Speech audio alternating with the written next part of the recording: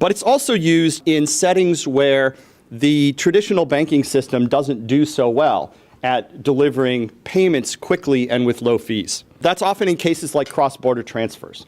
One of the standard usage scenarios is an American company that is buying a component for their product from a supplier in, let's say, Vietnam, and doing a funds transfer through an American and Vietnamese bank to get to that supplier might be inconvenient. It might be faster for you, the American company, to buy bitcoins with dollars, ship those bitcoins electronically over to your Vietnamese supplier, and they then sell them in exchange for the currency that they want to receive.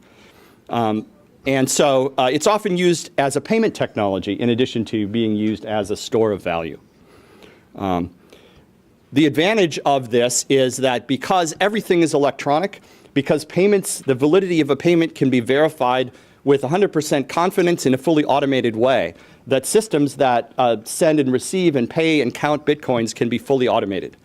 And that has its advantages if you want things to happen quickly and automatically. It has its disadvantages if you are writing software that handles large amounts of bitcoins and you make a mistake.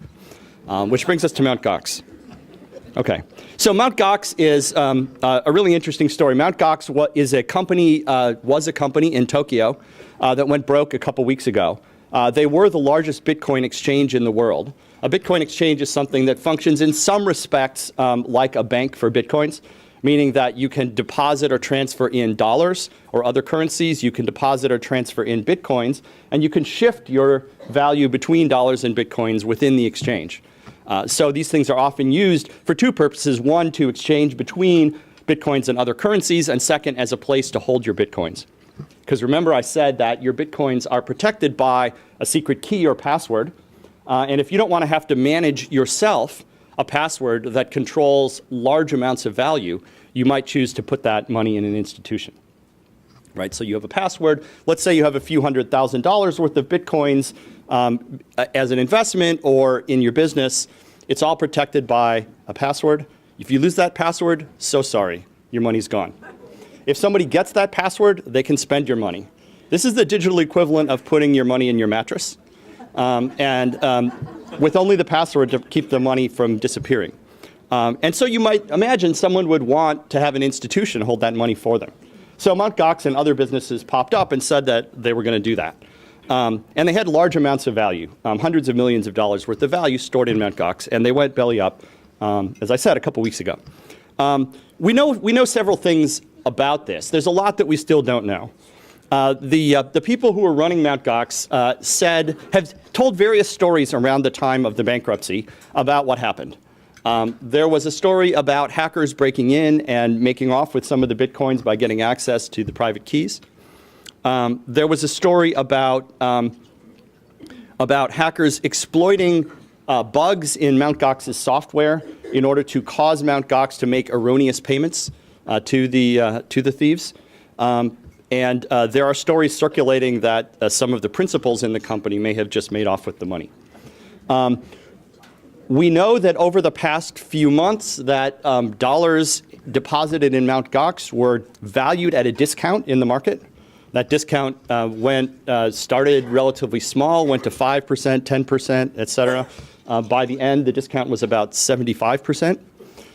So it was clear, news was spreading that this institution was in trouble, and in the end what you had looked a lot like an old-fashioned bank run, where everyone who had money in wanted it out and they simply didn't have the funds on hand to pay out. So Mt. Gox went broke. They're about $40 million in the hole, at least. This has really caused a reevaluation in some circles of the Bitcoin sector. One of the interesting things about this is that although the exchange rate of Bitcoins dropped when Mt. Gox went broke, Bitcoins have been trading at about $800 a piece at the time, and the price dropped to about $500 over the day or two when the bankruptcy was announced. It's now rebounded. It's close to about 700 now. So this is seen as the failure of what was one of the largest institutions in this sector is seen as a blow to the prospects of Bitcoin, but not as deadly. And I think that's the right reading. Because you can really separate, I think, in thinking about this space, three different things. One thing is the individual companies that are involved in this space. Some of them are small, some of them have, shall we say, some of the warnings of fly-by-night operations, warning signs, but some of them are more solid. So on the one hand, you have the companies in the Bitcoin space. On the second hand, you have the Bitcoin currency itself as a technology for keeping track of value and transferring value as a form of currency that people will accept in payment. That has continued to be relatively solid in the sense that it's continued to operate, the transaction volume has not gone down, and the value of that currency traded against the dollar and other currencies has dropped a little bit, but less than 15% as a result of the failure of Mt. Gox. The third thing that I think is worth thinking about here goes beyond Bitcoin itself to the general idea of what are called cryptocurrencies. The idea that you can have a form of currency that exists only electronically, enforced by computers and cryptography, and that is governed in a decentralized way.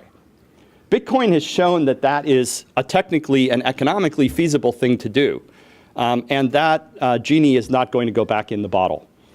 If Bitcoin fails, which it may, we will see more cryptocurrencies. We will see more of these sort of distributed stores of value that are governed in a decentralized consensus way. I don't think that's going to change, and there are a lot of people in Silicon Valley and elsewhere who are who are cooking up business models to try to figure out new ways of building and using these cryptocurrencies. So I think that's the trend that we're going to continue to get.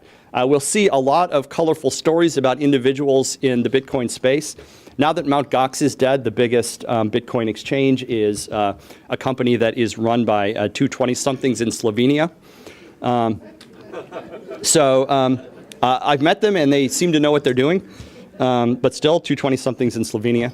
But I think we're now reaching an inflection point where we're seeing some more experienced and more deeply rooted organizations in the technology world and in the finance world start to get into this space. And so we're going to have a sort of natural experiment where you'll have the option of depositing your Bitcoin assets with the 20-somethings from Slovenia or with a more traditional financial institution. And we'll see what the market does with that. I think there is a sweet spot that involves technological innovation that is somewhat more aggressive than large financial institutions may be comfortable with.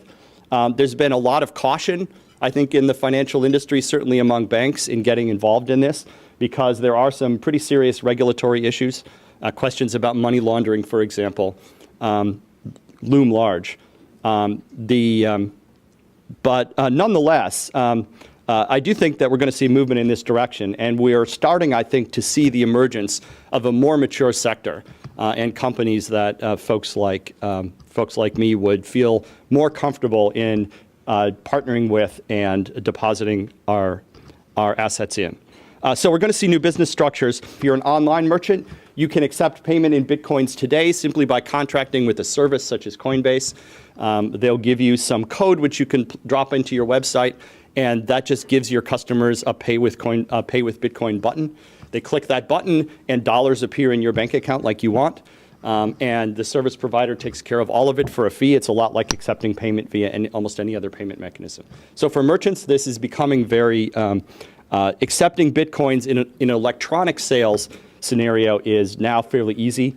You're going to see this coming as well to retail point of sale kind of setting, where you'll be able to accept payments by Bitcoin without needing to be a Bitcoin expert, and with some company providing that service to you and absorbing the risk and and dealing with the technological complexity for you, because at the end of the day, what you want, right, is dollars in your account when you close for the night.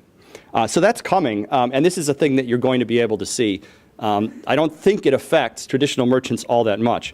I think it affects things that are more financialized more heavily.